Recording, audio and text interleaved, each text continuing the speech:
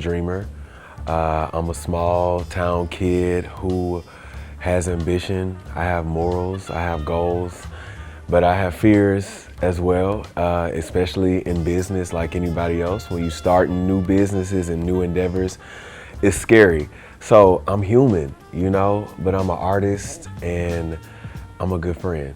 What made me enter the beauty industry was it was needed for somebody like me to represent beauty. You know, oftentimes when you think about beauty, you don't think about a black man and you don't think about black people in general. I think that, you know, living in the time that we live in, it's important to represent all shades, all different types of people. And I would go in stores and I would feel unrepresented and underlooked. And I felt like it was my responsibility to do something about it and instill confidence in people that look like me.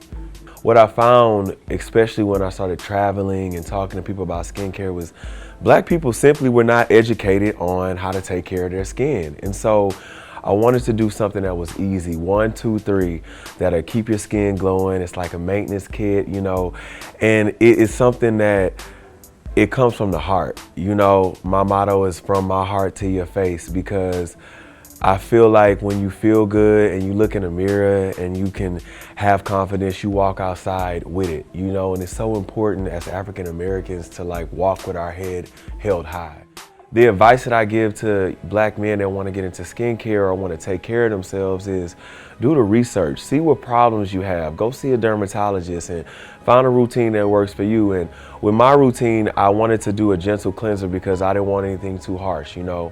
I wanted to do something that takes out the bad, keeps the good oils, and I wanted to create something that was easy to use. So find a routine that's easy for you, and you know, you'll see the difference. And some things will work and some things won't work, but do your research. The first business lesson that I have learned, and I can tell anybody else, is don't be afraid of failure.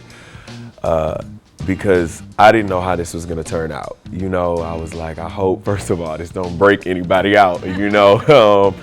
When you're dealing with skincare, it's very personal, you know, and I was afraid to reveal myself, because when you are being so vulnerable with somebody and talking about skin and their imperfections, you have to be willing to like take your mask off as well. And I've been in front of the camera since I was 17 years old. And so getting vulnerable with myself, you know, in order to be vulnerable with other people in business, and just staying persistent, not letting anybody tell you no. And, you know, when they do tell you no, just know that there's a yes around the corner, and stand true to you. And I think you have to do everything with purpose. You know, butter comes from purpose. If you're reluctant about getting in the beauty industry and you're a black man, I say go forward. You know, like the window is open. It's only a few of us in it, you know, and when I do walk into rooms, I realize that, you know, especially when I walk into rooms where black people are not represented. So please, come on, join the bandwagon. It's room for us. We gotta create more products for us. And you know, it's so many things in our culture that we can do to instill and put back into the culture. I have so many things that I'm doing. I have In the Cut, the sitcom that I'm on that airs on July the 15th. I'm so excited about that. We go back for season 6 in October. So you'll get more of that, and then I'm going back in the studio to finish up my album, and then you guys will see more of Buttah and more of me hosting and just more of me. What's next is like life.